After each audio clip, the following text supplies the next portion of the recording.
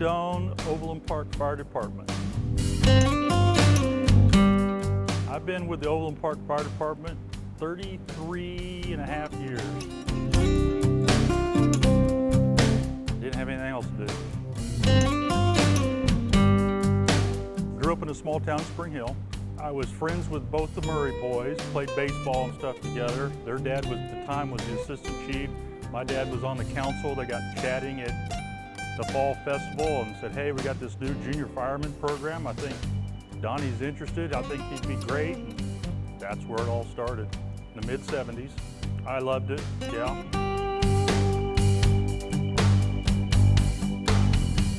Graduated high school, decided I liked other things too, right? So I went off to K-State to become an engineer, mechanical engineer. Still loved it. Still did the volunteer stuff on the side when I'd come back, breaks, holidays, summers. Got out of college, kind of hit around from here to here, and some openings come up. I told my wife, I go, I think I'm gonna go to EMT school, because I never did become an EMT. I go, I think I'm gonna become an EMT and see about doing this full time. And so I got my EMT, started putting in my applications, and Overland Park was nice enough to hire me.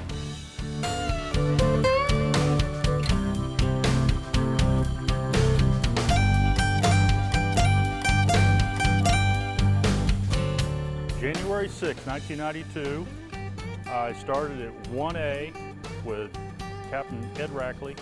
Everybody still liked running calls. We still had the same kind of calls. We didn't quite do as many. I mean, the ratios are still about the same as they were back then. The fires have turned to more service-oriented, you know, where we do more customer service things like alarms and smoke detectors and CO detectors and gas, you know, those kind of things where you don't actually, people don't, back then people called you because something was on fire, or they couldn't, you know, something was broken. Now it's they call you because they can't figure out why something's doing something.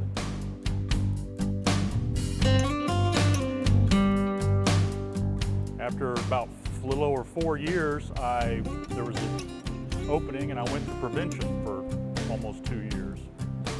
I think I might be the last one left that went through the actual prevention program, where you were an actual inspector and you went out and combed the city.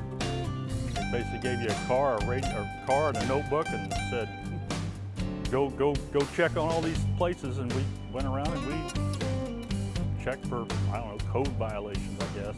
That actually helped a ton because A, I got to see a lot of buildings, behind the scenes in buildings in Overland Park that most people didn't get to see. I got to see another side of our business, you know, the prevention side that people didn't see. We also, at that time, pub eds were done. The big pub eds were done out of prevention department. We did our own code review, or our plans reviews back then, so you got to see what was being built. And you got to meet a lot of great people, so it really helped with your problem solving and people skills, I guess you could say.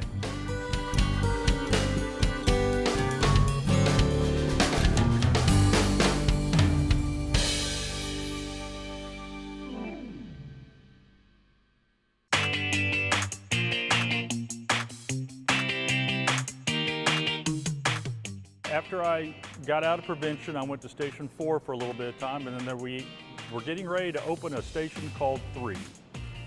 And we hired a whole bunch of people. We were getting ready to go ALS. I don't know, that was my first opportunity to try for lieutenant, and I was lucky enough to get it along with several other people. I got assigned to Station 5 with newly promoted Captain Murray, and I was down there for about 4 months, and Brian Diener got promoted to deputy chief, assistant chief, and so I got moved to Station 2 to work with Doc Slauson, which I felt honored to get to work with Doc. He taught me a lot of things in the 1 year I had with him, but I essentially spent my entire lieutenant career of about 7 years at Station 2. And then in 2007, I got promoted to captain, stayed at Station 2, just went from A shift to B shift. So I got to work with Chief McGee. I enjoyed it. actually. We got along very well. I worked with all the big dogs. Well, all the big dogs were just the dogs then. I mean,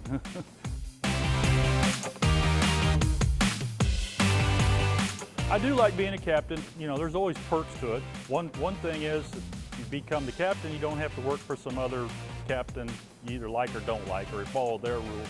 You get to kind of set the pace around here. You know, every now and then you'll go, oh, well, never saw that before. But yeah, in the years of doing this from way back when to now, I've seen or heard of about a good majority of things. If you make it to officer, you got good people working for them, let them do their job. You don't have to mom and pop them the whole time and constantly correct them and straighten them out and everything. You can fix some of that at the end. Sometimes don't let them get hurt. First key, don't let them get hurt. And then, you know, then you can talk about it later. If you want to see me get concerned or upset or really complain about having to do your job. I do not want to hear anybody complain about doing their job, because when they asked you if you wanted to work here, you said yes. Because I see the bottom line. If something needs to be done, let's get it done. Let's don't dilly-dally about it. If you need help, I'll be glad to help you, but don't pretend and expect things to turn out well. When we park the truck to go to a fire, if we're not going to use our truck to put the fire out, I'm already thinking about how we're going to get it out to go home. It's the difference between checkers and chess. Some people are playing checkers, some are playing chess, and I'm 3 or 4 moves ahead of what the play. I've already can see in my mind what's going to happen over the next course of events and how this is going to turn out.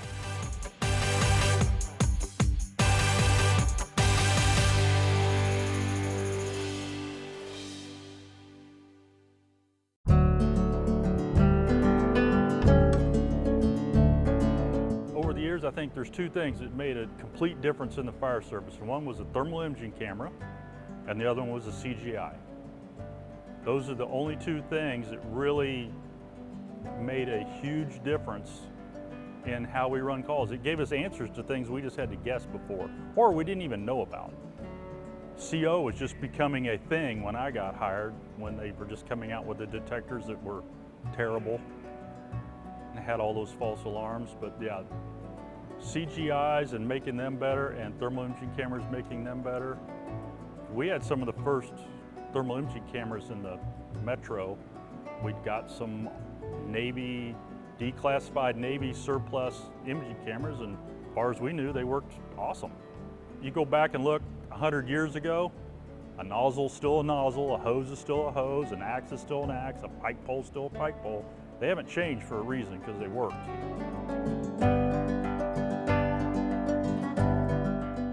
There's been a few calls through the years that I will always remember.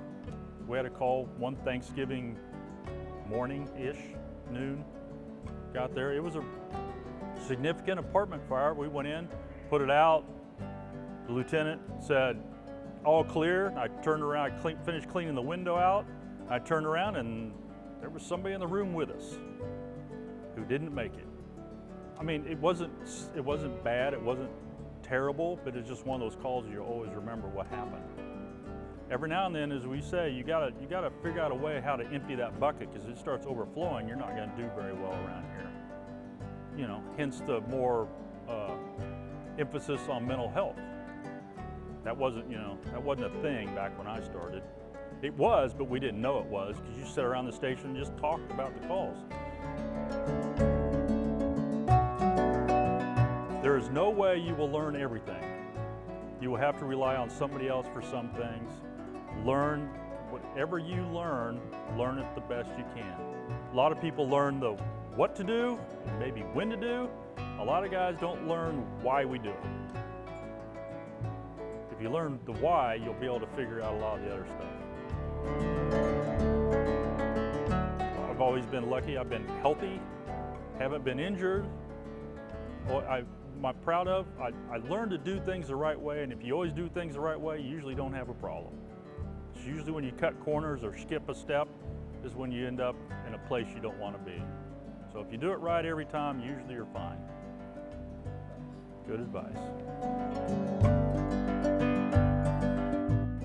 want to thank Dennis Myers for calling me up that one day and said, son, I can't think of any reason why we can't hire you. Welcome aboard. Rescue engine response. Medical call. We're going to go save a life.